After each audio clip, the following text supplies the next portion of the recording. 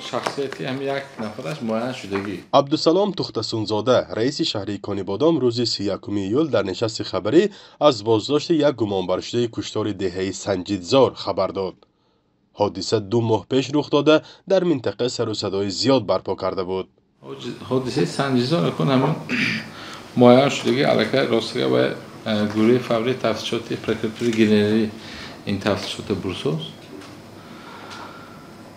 اخباراتی که در من هست یک نفر همون راستگی با میگه بازی معین کرده که گرفتگی و باقی مانداش با افسوس کنه. این هم البته روزهای نزدیک بهش ما با این به اخبارات میتونن.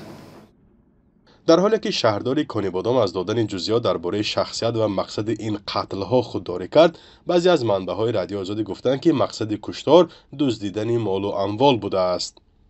بازداشت گمانبر به اطلاع دریافتی تقریبا 1 هفته پیش صورت گرفته است، اما جزئیات آن به سبب به تفتیشات خلل نرساندن گفته نمی شود. مقامات خبر را تصدیق یا رد نمی کنند و به همین سبب درباره شخصیت گمانبر و هممسلکانش معلومات زیاد نیست. این هم در حالی است که به گفته عبدالسلام تختسونزاده 5 حادثه وزین کشتار در نیم ساله اولی امسال در حدود شهر به قید گرفته شده است. همه این کشتارهای دیگه یک گردش به یگان تا علاقمندی دارد. چیزی که بسیاری همه واسطه اخباری عامه همش گردش به علاقمندی کردن که این چیزایی که حالت هست که ما همش تقریبا که من شنا شدگی همینجا میدونیم یگان تام کشتارو بین یکدیگر علاقمندی ندارد. شهرداری کنیبادام اینچنین درباره دزدی و غارتگری و وحشت افکنی برخی از نوارهای اینترنتی را شرح داد.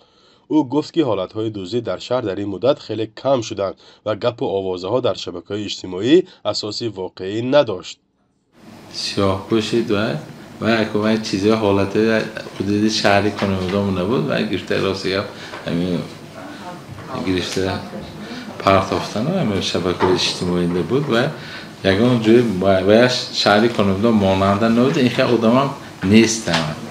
اکوی همین یک چیز مثال برای که مردم تهلکه و انداختن. این وضع بسیار از خانواده ها و پیوندان آنها را که در مهاجرت کاری در روسیه و کشورهای دیگر قرار دارند نگران کرده است. رادیو آزادی فعلا به وزارت کارهای داخلی در این موضوع نامه نوشته است و در صورت پیدا شدن تفصیلات آن را نشر خواهیم کرد. فرزان محمدی، رادیو آزادی شهری کنیبادام.